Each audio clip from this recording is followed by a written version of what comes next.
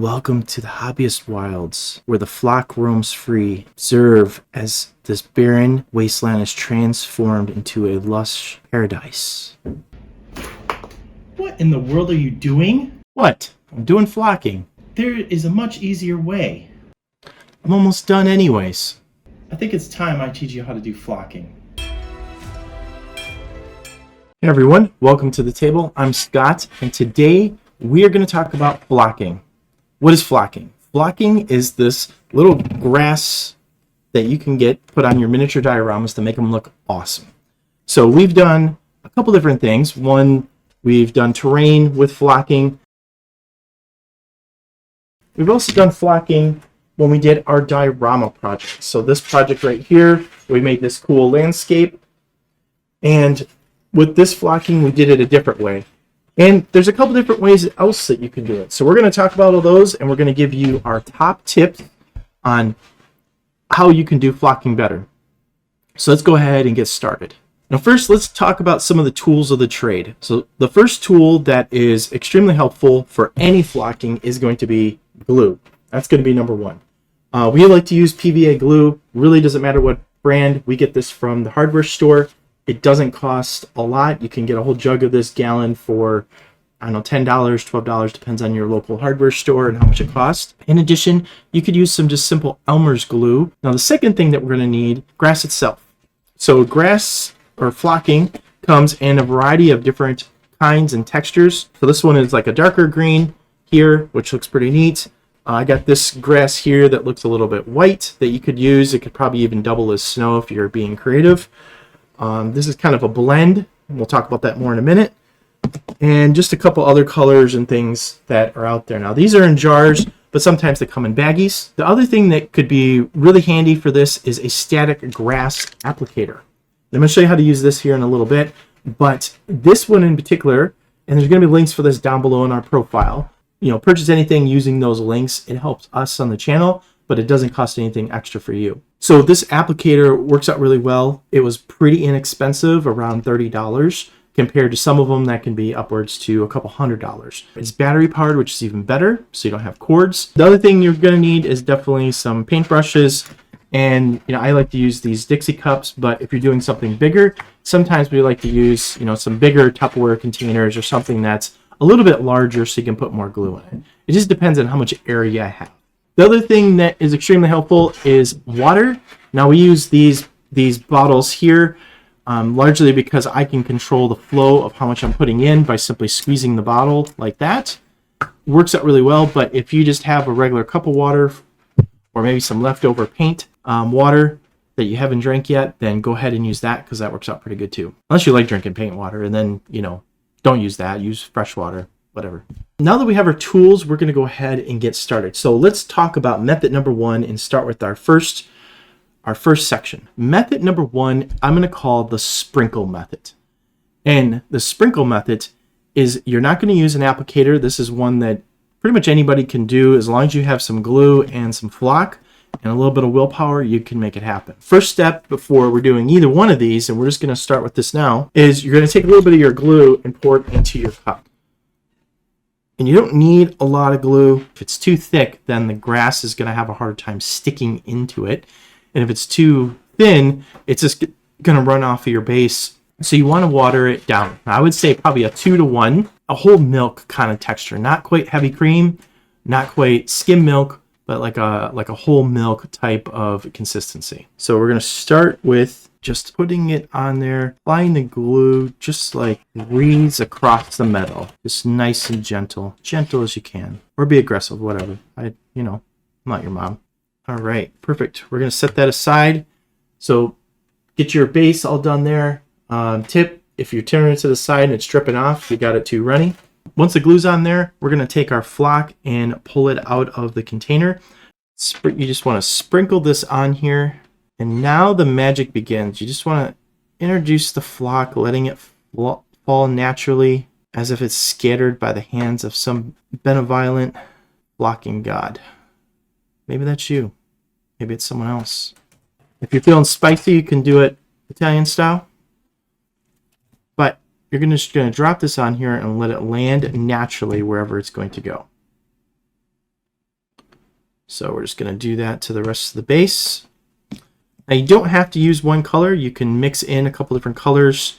You can, if you're going to do different colors, I'd recommend pre-mixing them together when you're doing this. In this particular method, because you're sprinkling it on there, it's a little hard to get the variation. But if you pre-mix it, then that works out pretty good. But your goal is you want to cover the entire surface. The other thing you don't want to do is dip it in like an animal into the thing, because then you get glue inside your flocking and then you got chunks that come out. So don't do that. Don't do that.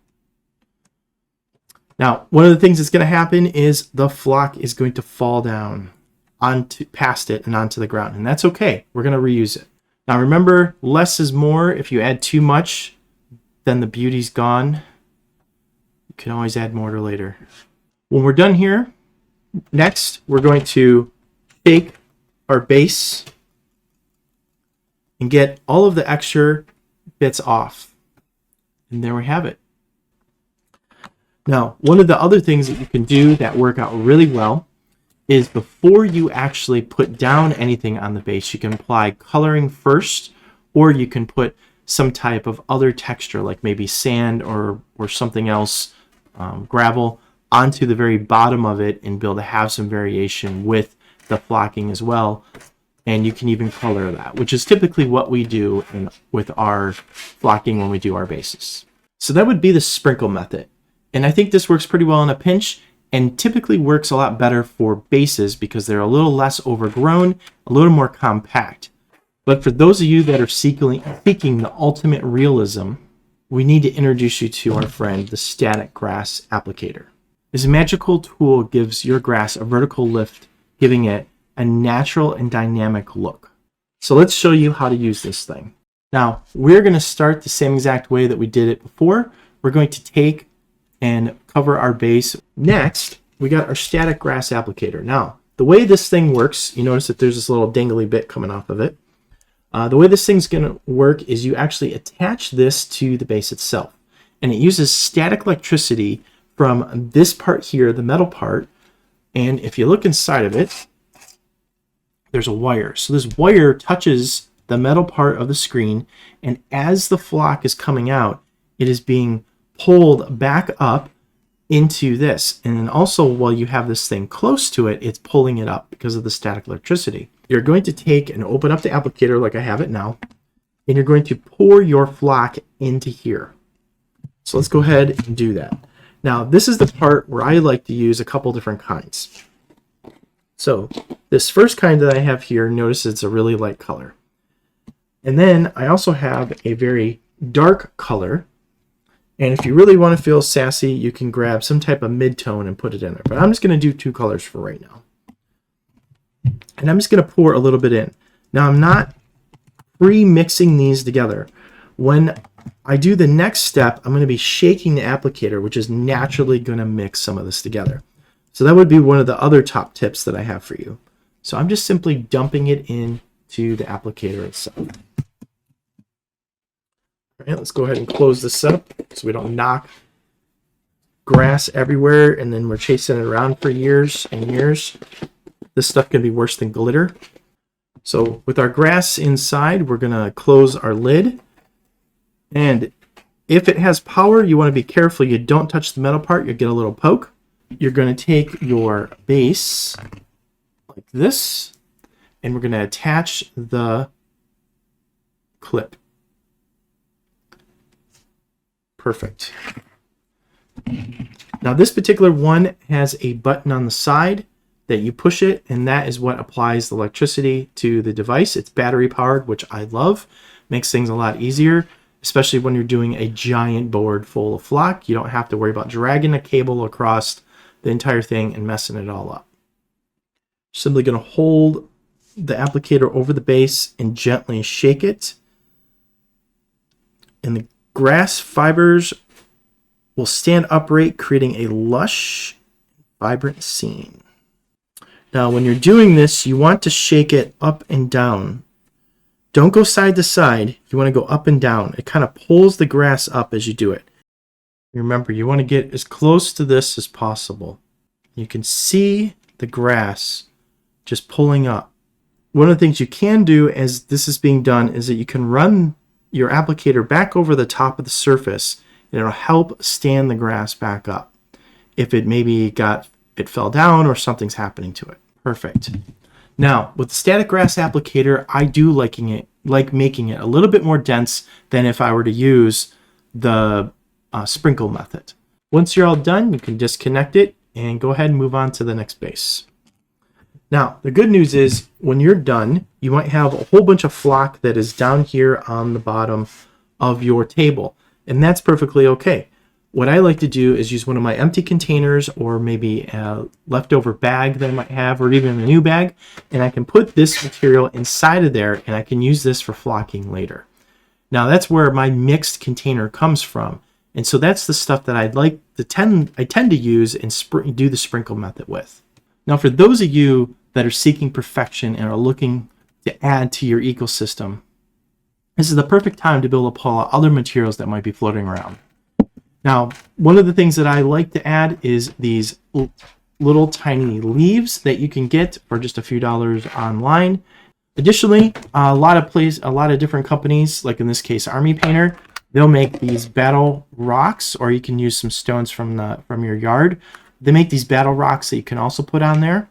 If you're a Warhammer player like myself, is all these extra sprue pieces that you have floating around, you can use your clippers and cut them down to smaller pieces and treat them just like bricks on your bases themselves, which is a really neat thing to do in some type of maybe rune scene or something like that, and add a little bit extra element to your bases and recycle some of the leftover plastic that's floating around.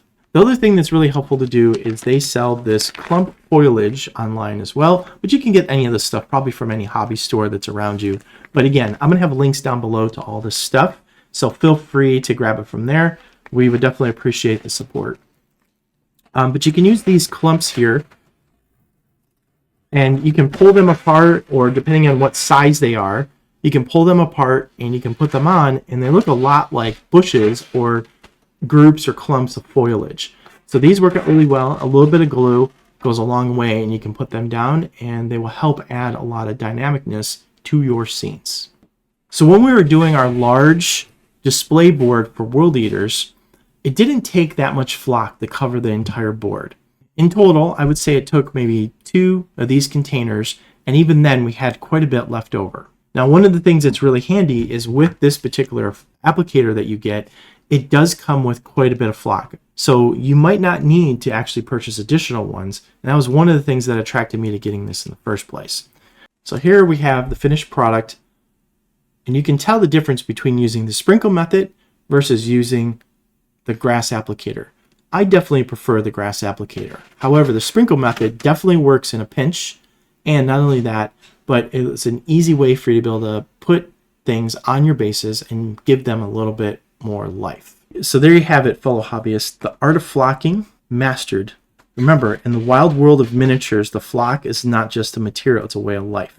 So thanks for hanging out with us today. We appreciate it. There's a lot of creative and easy ways to make your bases more dynamic, look more lifelike, and to make your bases look as lush as ever. So keep on working at it, and until next time when we see you at the table.